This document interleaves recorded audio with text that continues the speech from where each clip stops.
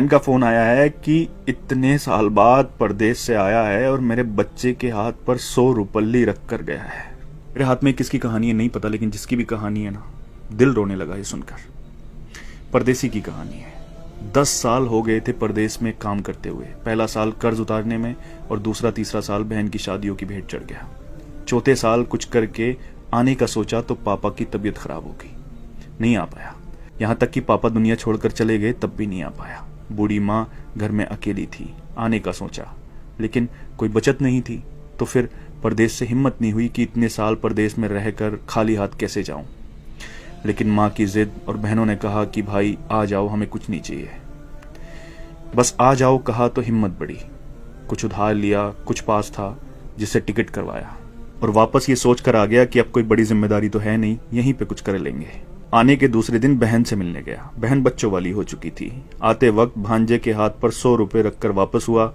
दूसरी बहन के यहाँ पहुंचने पर पास के पैसे भी खत्म हो चुके थे, लेकिन ये उम्मीद थी कि ये बहन ज्यादा नजदीक है, कुछ नहीं बोलेगी।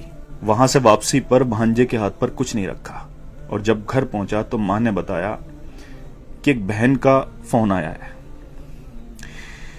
बहुत बड़ा दिल चाहिए यार ये सुनने के लिए।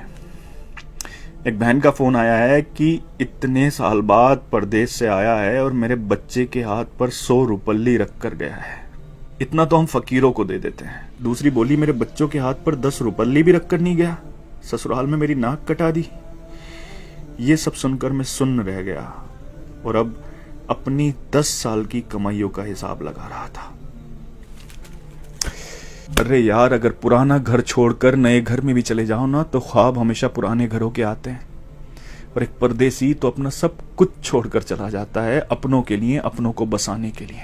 लोग मेहनत करके पैसा कमाते हैं, लेकिन परदेसी मेहनत के साथ साथ अपनी उम्र को बेचकर पैसा कमाता है। किसी खुशियों में नहीं आ पाता, किसी की मैयत में नहीं आ पाता। सच पूछो तो हमारे सीने में दिल किस तरफ है ना, ये एक परदेसी ही बता सकता है। क्योंकि जब वो अपनों को छोड़कर जाता है ना तो सीने में वही तकलीफ होती है जहां दिल होता है। जुल्म नहीं करते अपने लोग ये कहकर कि तुमने परदेश में रहकर हमारे लिए किया ही क्या है। अरे कसम खुदा की, अगर तुम्हें एहसास हो जाए, अंदाजा लग जाए ना कि उसने परदेश में रहकर तुम्हारे लिए क्या किया है, तो इस जबान को कटवाना पसंद करोगे, लेकिन कभी उसकी कुर्बानियों के खिलाफ बोलना पसंद नहीं करोगे। सच कहते हैं जिसका दर्द होता है उसकी तकलीफ को सिर्फ वही समझता है। परदेसी का दर्द सिर्फ वही समझ सकता है जिसने अपनों के लिए अपना घर छोड़ा हो।